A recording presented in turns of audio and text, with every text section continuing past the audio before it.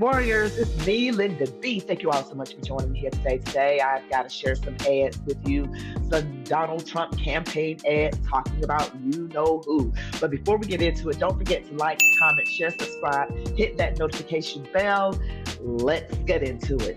We should be doing everything we can to make it more affordable to buy a home.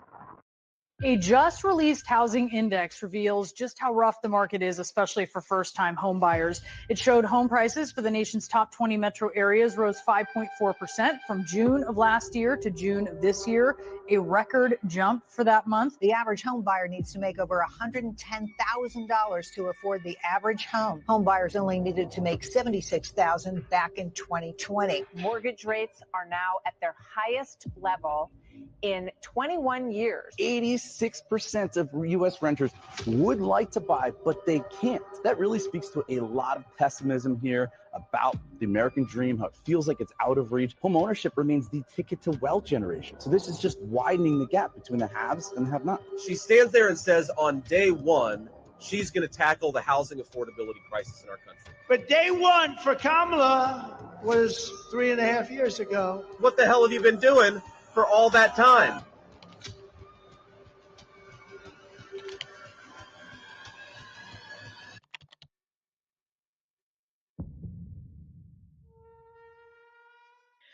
I'm like JD Vance. What the hell have you been doing for all that time? Day one for you, day one for you was 3.5 years ago. And now she wants to say, oh, it's price gouging, which she mistakenly called gauging. That's the reason. Oh, and now you want to use Donald Trump's border wall in your ad. Now you're for the border wall, which you were not. You called it a vanity project. And she also stole his idea on no tax on tips, but she's the reason why there's tax on tips. She's the deciding factor for the America Rescue Plan and the Inflation Reduction Act, which did not reduce inflation. So, yeah, that's Comrade Kamala. Let's see another one. Kamala Harris was given one important job as vice president: monitor and control our southern border. How did she do? Did she take the job seriously? Did she do all she could to protect American citizens from an invasion? Did she do anything at all? You haven't been to the border. And I haven't been to Europe. And I don't understand the point that you're making. Here's her grim scorecard: murders, rapes, attacks on children, a 12-year-old girl in Texas, a mother of 5 in Maryland, a nursing student in Georgia, all savagely murdered by those Biden and Harris led into our country unlawfully. We have a secure border. Kamala Harris was and is a complete failure at her job. Now she's asking us for a promotion? Who in their right mind would give it to her? Restoration PAC is responsible for the content of this advertising. Yeah, who in their right mind would give her a promotion? She had one job. You know how they say you had one job. You had one job. And she couldn't do that. And she was sitting before Lester Holt, I think it was June 8th of 2021, answering questions about the border. And people were like, what in the world is going on with the border? They only been in office about 6 months, not even 6 months. And the border was in shambles back then. And she hadn't been. And then she said in 2022, in September of 2022, that we have a secure border. Just lied. And she let all those people, because of illegals raping and murdering children and women. That's the Biden administration. She is weak. She is failed. She is dangerously liberal. And if we have, I guess by some estimates, says that we have 20 million illegal people in the country, immigrants are fine. Just do it legally. Let me repeat. Immigrants are fine. Just do it legally. Okay. I'm not anti-immigrant. They'll twist, some of you might want to twist my words. I don't know. I like to speak in a way so that it is very clear what I am saying. People need to be vetted. We vet people every day when we have people come to our door. We decide whether or not we want to let them in or not.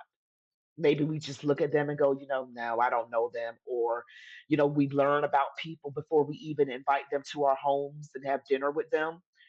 Well, it's the same thing. We lock our doors not because we're racist or mean spirited, bigoted people. It's because we're protecting ourselves from the unknown. Okay. So it's the same thing with the border. What country lets about 20 million illegal people unvetted into their country? What in the hell is wrong with the Biden Harris administration? Yes, she is the current VP who was not voted for. I got just as many votes as she got. Yes, that's right. But yeah, what has she been doing? Nothing. She lied about Joe Biden's cognitive decline. She lied about the border. She's lied about everything. Let's see another one. It is our undocumented immigrants that are the least likely to commit a crime.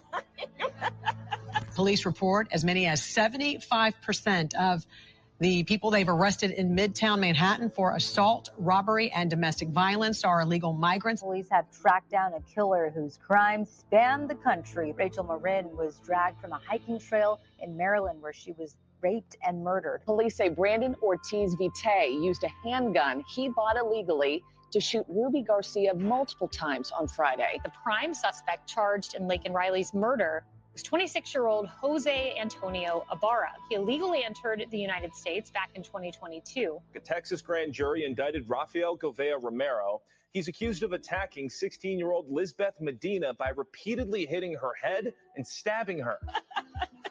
So let's get our notions together about what we're talking about.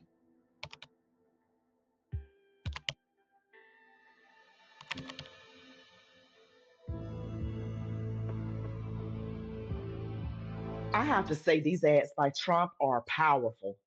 Those Trump Vance ads, they really put her with her talking, saying that illegals are least likely to commit crime. And I used to believe that a few years ago because that's what's put out there. Remember, the Democrats are over a lot of things. They're over big tech, like Google, the fact check organizations, the media, the fake news, the music industry, and Hollywood, and the public school system. So remember that. So they're able to change the narrative. They're able to educate people and make people think a certain way.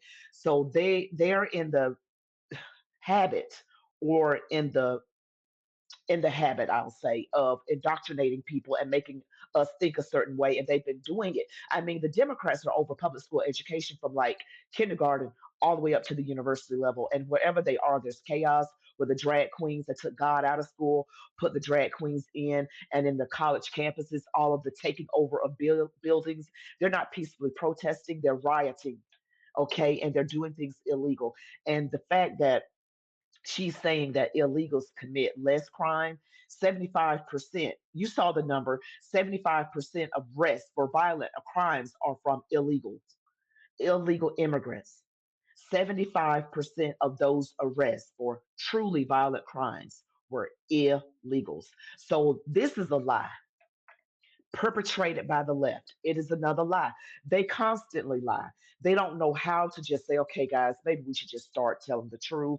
They're not going to do that because they're ran by Satan. But you see what's happening around us.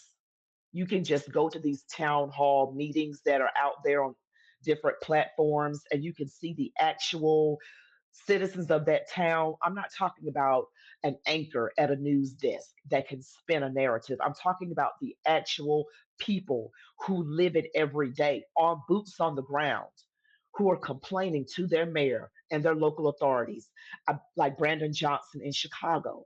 He is a horrible mayor, horrible.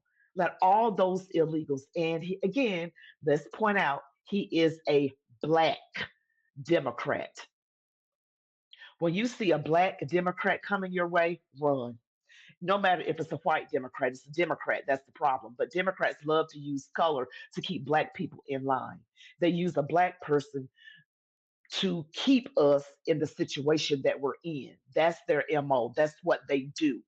And you got to realize that that is what's happening because none of these areas with these black Democrats are doing well. The school system, the crime, the outright chaos, the drugs, it's horrible. And that's how Democrats stay in power because we have to realize those of us who have been educated by public schools, probably have a little indoctrination going on. And then we look at the media and we think they're telling us the truth, right? You look at an anchor like Nora O'Donnell with CNN, CBS, and she looks very professional, but she's not really being truthful. Maybe she doesn't know that she's not being truthful. I don't know what they know.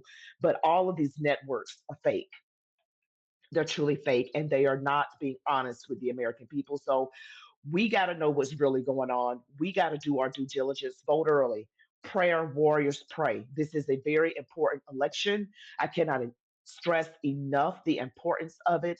It is truly monumental. We are dealing with, good versus evil, communism versus freedom. We're dealing with God versus the devil. That's what we're dealing with literally in this election. And that is not me exaggerating.